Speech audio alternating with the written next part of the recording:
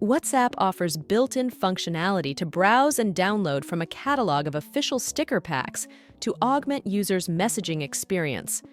Utilizing this sticker manager, users can curate a personalized collection of graphical chat stickers.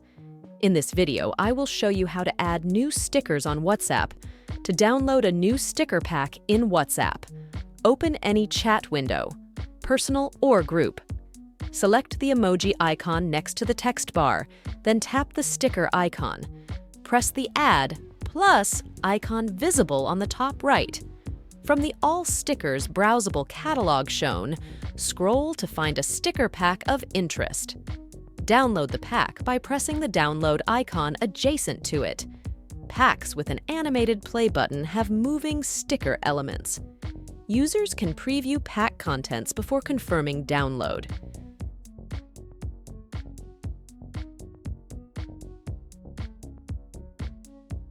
Accessing the My Stickers tab reveals options to share, remove, or reorder owned sticker packs downloaded from WhatsApp's sticker library.